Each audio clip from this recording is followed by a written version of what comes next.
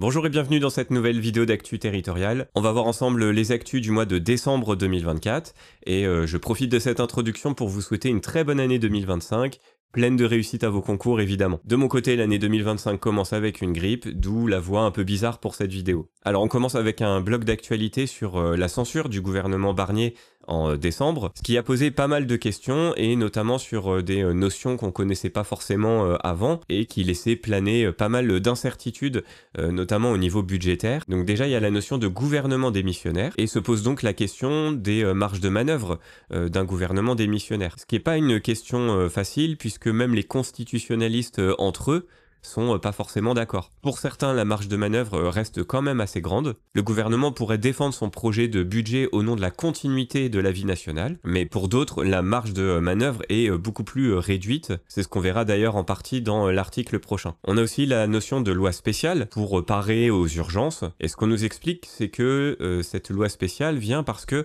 la notion de continuité de la vie nationale, elle a été introduite par le Conseil constitutionnel en 79, et c'est donc sur cette base que le gouvernement, en décembre, pouvait agir. De plus, on nous indique dans un autre article que le gouvernement démissionnaire, il dispose d'un pouvoir restreint pour gérer les affaires courantes et qu'il reste en place tant qu'il n'est pas remplacé par un nouveau gouvernement dans un objectif de continuité et de fonctionnement minimal de l'État. Et plus précisément, on nous dit que le gouvernement démissionnaire, il peut prendre des mesures financières urgentes afin de doter la France d'un budget.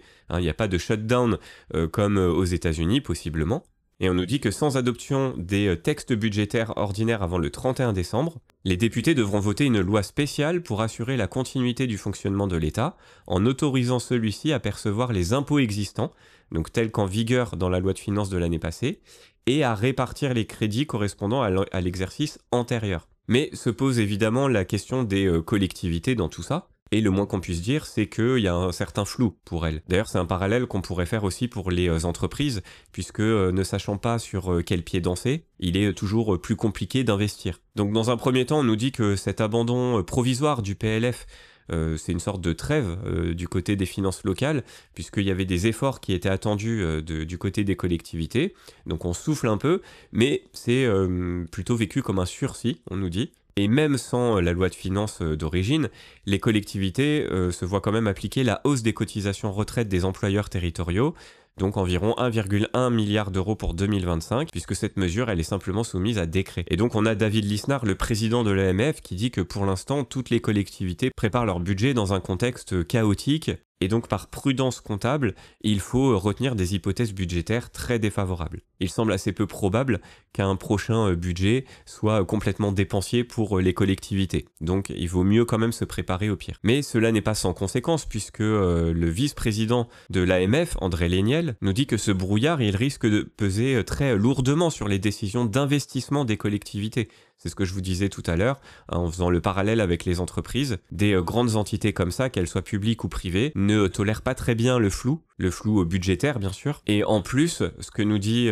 Sébastien Martin, le président d'Intercommunalité de France, c'est que si on a des taux d'intérêt qui continuent à augmenter pour la France, ce qui n'est pas improbable, l'État devra consacrer des moyens supplémentaires au remboursement de sa dette. Donc en gros, l'État devra trouver encore plus d'argent pour rembourser sa dette. Et donc il faudra trouver des économies. Et donc, évidemment, les dotations des collectivités seront probablement pas épargnées. Autre actualité importante de décembre et dramatique bien sûr, c'est le passage du cyclone Chido à Mayotte. En effet, les rafales ont atteint les 226 km/h et ont malheureusement tout arraché.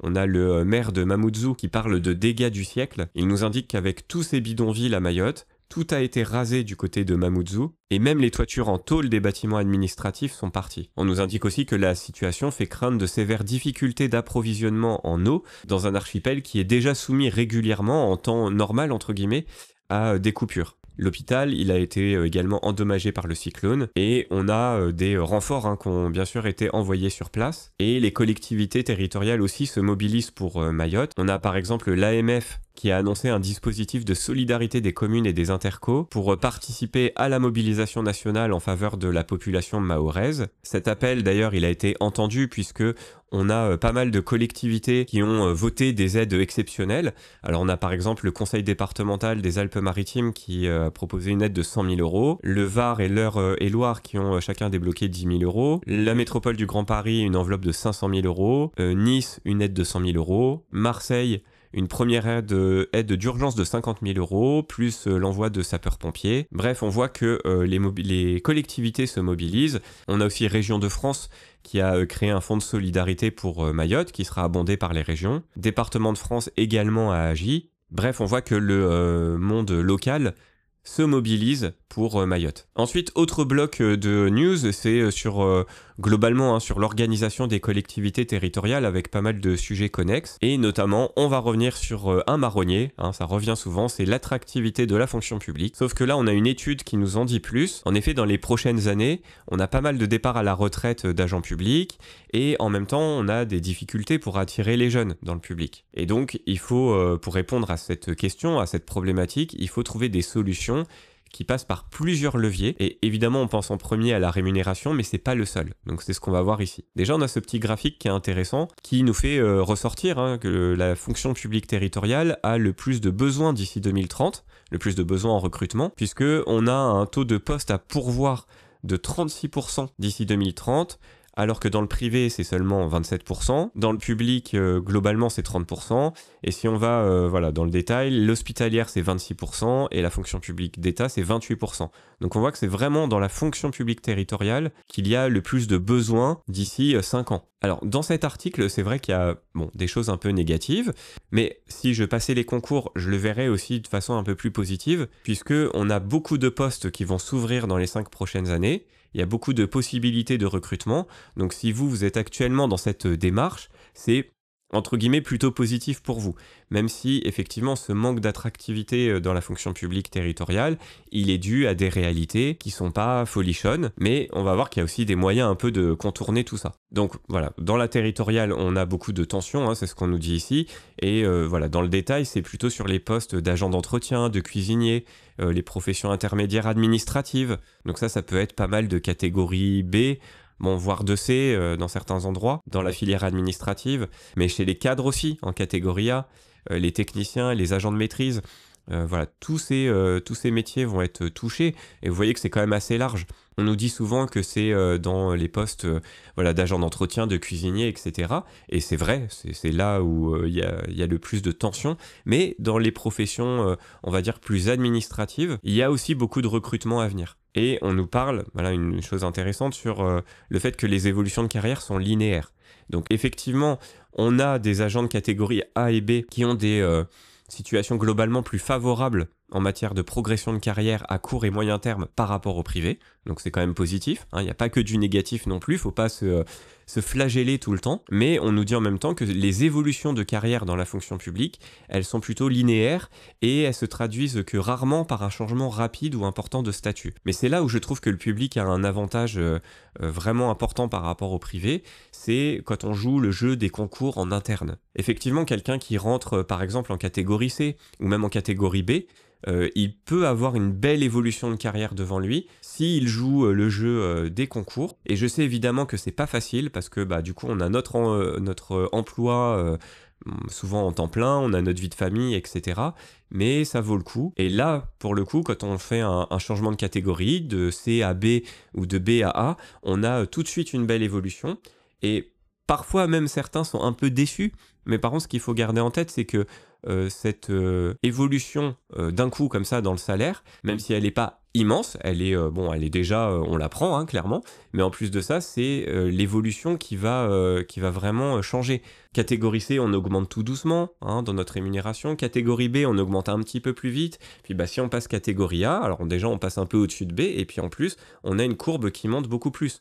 Donc voilà, jouer le jeu des concours, c'est encore une belle opportunité dans la fonction publique qu'on n'a pas dans le privé, où là il faut copiner, où là il faut éventuellement changer d'entreprise pour pouvoir évoluer. Bref, je dis pas que tout est rose dans la fonction publique, loin de là, si vous suivez mes vidéos, Vous savez que je suis l'actualité et que bon bah voilà, elle n'est pas forcément folichonne, mais tout n'est pas noir non plus. Et donc dans l'évolution pour attirer plus de monde, il y a évidemment une hausse des rémunérations qui serait la bienvenue, mais il y a aussi les conditions de travail. On nous dit dans cette étude que c'est un facteur central de l'attractivité de la fonction publique, notamment le côté conciliation des temps, entre temps de travail et temps personnel. Dans la jeune génération, c'est quelque chose qui est de plus en plus demandé, et donc il faut agir sur différents leviers, sur l'image, sur la reconnaissance, les évolutions de carrière, les rémunérations, la qualification et les conditions d'exercice. Ensuite, autre rapport sur le temps de travail cette fois-ci, temps de travail des agents. On nous dit que les collectivités sont plus nombreuses à respecter l'obligation de travailler 1607 heures annuellement par agent, donc l'équivalent temps plein 35 heures. Cette obligation, elle était venue de la loi d'août 2019 de transformation de la fonction publique, et ça mettait fin aux dérogations mises en place par certaines collectivités qui pouvaient travailler par exemple 32 heures par semaine. Et donc petit à petit, la plupart des collectivités qui se sont rangées derrière cette règle. Alors, je fais une petite parenthèse, je sais que dans les médias nationaux, on tape beaucoup sur les collectivités qui jusque-là travaillaient 29 heures, 32 heures et étaient payées temps plein. Moi, dans ma petite expérience, je n'ai jamais vu ça. Alors, ça vaut pas une loi statistique, ce que je suis en train de vous dire, mais j'ai du mal à comprendre où ces gens travaillent, en fait, parce que moi, dans les collectivités, alors soit où j'ai travaillé ou alors où je connais des gens, toutes sont sur une base de temps plein payé temps plein. Il n'y a pas de 32 heures payé 35. Je n'ai jamais vu ça. Bref, je referme la parenthèse. Apparemment, ça existait dans certaines collectivités. Là, c'est beaucoup moins le cas puisqu'on nous dit que la moyenne de durée de travail dans la fonction publique territoriale, elle a atteint les 1599 heures en moyenne donc en 2023. Donc on n'est vraiment pas loin des 1607 heures. Il n'y a plus que 8 heures d'écart. Là où en 2022, c'était 1564 heures. Donc on voit qu'on a pris 30 heures de plus par toutes ces collectivités qui se sont ajustées. Et la petite différence de 8 heures qui reste, on nous dit que ça s'explique par la persistance de certaines dérogations quand même, mais pas accordées de façon générale dans une collectivité, mais plutôt données à certains agents pour tenir compte de la nature de leur mission, s'ils ont des horaires atypiques ou décalés, donc de nuit, ou encore avec des travaux pénibles ou dangereux, ce qui paraît pas non plus complètement délirant. Ensuite, on a un rapport de la Cour des comptes sur la délégation de services publics, et si on doit le résumer rapidement, en gros le message c'est « tenez les rênes ». Voilà. C'est un peu le message de la Cour des comptes aux collectivités territoriales. Il propose évidemment plus précisément un ensemble de leviers pour justement mieux contrôler les entreprises délégataires. D'abord, on nous dit que c'est dans beaucoup de domaines qu'on délègue, enfin que les collectivités territoriales délèguent. C'est souvent dans les transports de voyageurs, dans l'eau, l'assainissement, les déchets, le chauffage urbain, les cantines scolaires, les lieux culturels et sportifs, etc. Et donc on nous rappelle, grosso modo, la définition, c'est que ce recours à la délégation par une entreprise privée, il traduit la volonté d'externaliser la gestion d'activités souvent techniques, et en contrepartie, ces entreprises délégataires, elles sont rémunérées par le paiement d'un prix par les usagers du service, souvent complété par une contribution de la collectivité.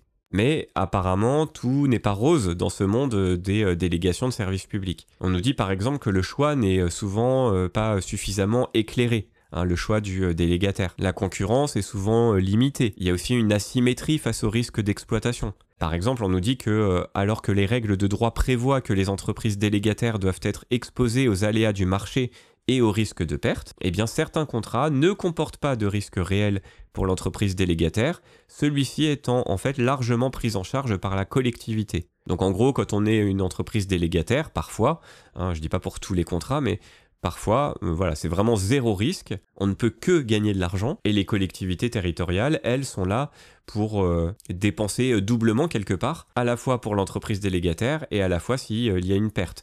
Donc ça, c'est quelque chose que dénonce la Cour des comptes. Bref, c'est un article assez technique, je vous encourage à aller le lire parce qu'il y a pas mal de choses à comprendre. Pareil, sur l'approfondissement des contrôles, c'est assez intéressant. On nous dit que souvent, l'externalisation d'un service depuis un grand nombre d'années s'accompagne d'un manque de compétences techniques internes dans la collectivité, et donc celle-ci ne peut plus en assurer le suivi. Donc elle n'a aucune idée si budgétairement c'est intéressant ou pas. Bref, je vous laisse aller voir pour plus de détails. Et enfin, dernier bloc de news, évidemment sur le nouveau gouvernement. de François Bayrou, donc, qui se dit favorable au cumul des mandats. Il a notamment expliqué qu'il s'est trompé, alors lui et d'autres, on s'est trompé en rendant incompatibles les responsabilités locales et nationales. C'est une erreur. Pour les membres du gouvernement, c'est autorisé, mais pour les parlementaires, non. Je pense qu'il faut que ce débat soit repris.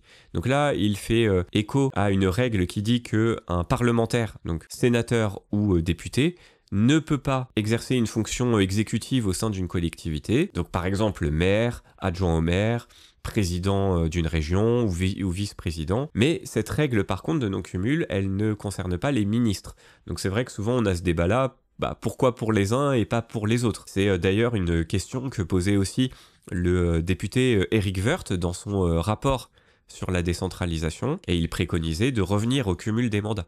Derrière, en fait, il y a l'idée d'être proche des territoires. Ici, on a le mot déraciner. Souvent, c'est une critique qu'on entend avec le non-cumul, c'est que les députés ou les sénateurs seraient déracinés du monde local. Le président du Sénat, Gérard Larcher, quant à lui, s'est dit ouvert à la fin du non-cumul des mandats pour les parlementaires, mais à condition d'y introduire aussi une dose de proportionnel. On a également évidemment des politiques qui sont contre ce retour. C'est le cas par exemple d'Éric Kerrouche qui indique qu'on est le seul pays à débattre de cela car le cumul n'a jamais existé chez nos voisins européens. Eux, ils ne considèrent pas que leurs élus sont mauvais parce qu'ils n'exercent pas de mandats locaux.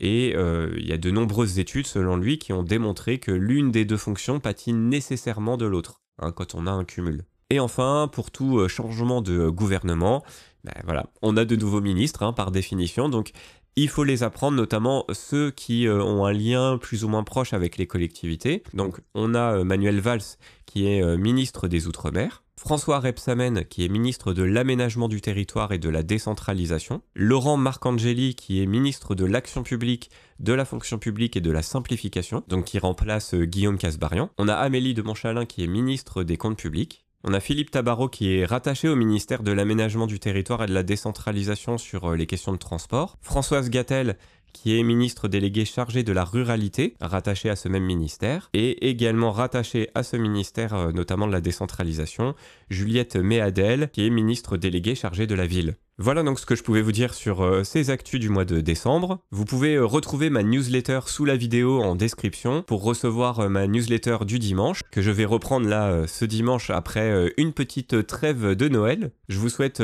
encore une fois une très bonne année 2025 et à bientôt pour une nouvelle vidéo.